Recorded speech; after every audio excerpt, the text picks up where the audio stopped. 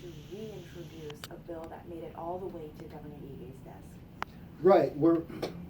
Unfortunately, we're a little concerned because Senate Bill 1405, which we put a lot of work into, was passed by the Senate and House, and unfortunately the governor vetoed it. This is regarding vaping and e-cigarettes at school and for our kids. Now, the Department of Education was on board with us, as well as the Department of Health. Unfortunately, there were some technical concerns, legal concerns that Governor David Ige had, and therefore he vetoed the bill. But we aim to come back, work with the Attorney General's office, make sure the language is vetted correctly, and hopefully put an end to all this vaping at the schools that we've been seeing lately. Why do you want to reintroduce the bill? It's the right thing to do. I respect Governor Ige. There are reasons why he vetoed it. But at the end of the day, vaping is a problem, a significant problem in our schools, and we need to do something. This is a consumer protection issue, and we need to act. Government needs to act in a situation like this. And so we think going forward, we're going to have the right bill. We're going to be working with the Attorney General's office to make sure there are no legal concerns, and hopefully thereafter, if we can pass the bill in 2020, Governor Ige will no longer veto it again like he did this past year. And can you explain what it will do for teachers or the school? Yes, absolutely. It protects the teachers as far as liability. The big concern with HSTA and some of the teachers and the educators were, if I confiscate that person's electronic smoking device, am I going to be sued? And that was a big question. Now, the bill that we crafted said no. No, because that's not going to be allowed. Electronic smoking devices will not be allowed on campus, so you can confiscate and not be charged with unlawful taking. So that was an issue. Disposal of products was another issue that we had to deal with. It's also in the bill, something that we need to work with the Attorney Generals to make sure they're fine with, they're okay with. And finally, liability. The teachers would not be liable for doing their job of taking that electronic product away from that student. So, from what you know, with the regulations and guidelines teachers have now, they can still confiscate e-cigarettes on campus. They can, but I understand why they wouldn't want to. If I represent HSTA, I would tell my teachers, be careful, tread lightly in what you do. And I'll tell you why. Because there's no law to back them up, give them the authority to do that. Now, as a teacher, I could say, what's disrupting the class? I needed to take the Game Boy away. I needed to take the electronic smoking device away. Here, it's listed clearly that if it's an electronic smoking device, teachers can take that away and they will not get in trouble. That's the difference. And that's where I feel HSTA, the union, will tell the teachers, it's in the law, don't be afraid, we're protected, there's no liability, go for it.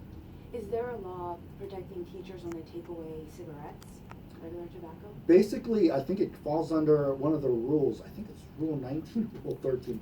Sorry, but there's a rule that generally says if the students are not acting in proper decorum or proper manner by school standards, the teacher can intervene and take that disruptive behavior or the item out of the classroom.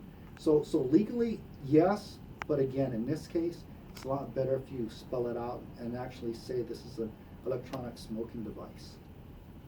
All right. And then one of the reasons why Governor Ige vetoed the bill is because the whole aspect of confiscating it, and if you're confiscating it, then it could hinder prosecution of the person or shop that sold that product to the minor. What is your response to that? Actually, I don't disagree with Governor. I disagree with his veto, but his line of reasoning or rationale on that point, I tend to agree with. What Governor Ige is trying to do is catch the wrongdoer, whoever is that person that's guilty of selling that product to that minor. And so I don't have a problem with that. I think that's something that we can work on in the bill going forward, and hopefully we can address that concern. But I actually have no problem at all with what Governor Ige is saying, because we should stop the source, the origin of that product. Okay, perfect. And then anything else? Have you heard like any other bills? Your response to President Trump's plan on banning the flavored liquids. Yeah, early in the morning I watched the news, and it was a little surprising. I mean, he just came right out and said, after talking to Health and Human Services director and their team, he wants to do an executive order banning flavored tobacco and flavored vapes. I was surprised. This is huge for the vape industry. They are not going to like it. Now, no, he did say this. He cautioned it and said this is to stop the vaping products going to the kids. I want to protect the kids. So I understand that.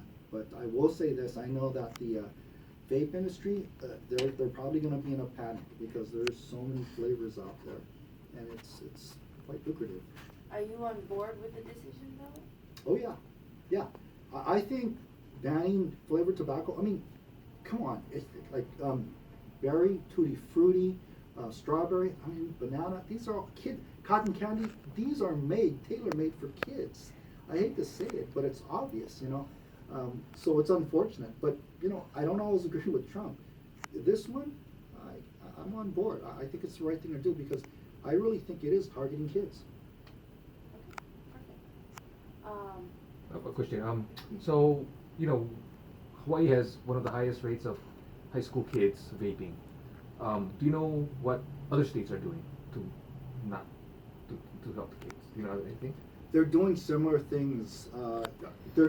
Sarah, they're doing similar things. They're trying to ban internet sales. That's a hard one now. That's a very hard one. I had a bill this past session, but it didn't go anywhere. Well, I'm sorry, it passed a couple committees, but we couldn't pass it any further. Trying to ban internet sales is really difficult. Here's the conundrum that we fall into. So if I'm 13 years old and I go on the internet and I say I'm 22, 21, and I want this electronic smoking device and liquids, well, many times they'll just sell it to me. I just use my mom's credit card or whatever, boom, I get it. That's a big concern to us, and hopefully other states have been doing this a lot better than us. So I think it's a good idea to look at other jurisdictions and see how they're doing reducing their vaping in schools, because again, Hawaii, really we're second in the nation as far as vaping per capita for students. We've got to do a better job. Yeah, and you see the problem that a lot of everyone is predominantly getting it offline or Yeah. online. And again, if we were able to control that and only allow internet sales to go to the retailer, it would reduce. Now, it's not a panacea or a silver bullet. Kids will still get it, unfortunately, but I think it'll be a lot less. And that was what you were trying to Pass. but it didn't go through because Didn't go. just legal issues? Legal issues, part of it was also interstate commerce, the right to do business with other states. My argument was, but that doesn't give you the right to sell to underage kids.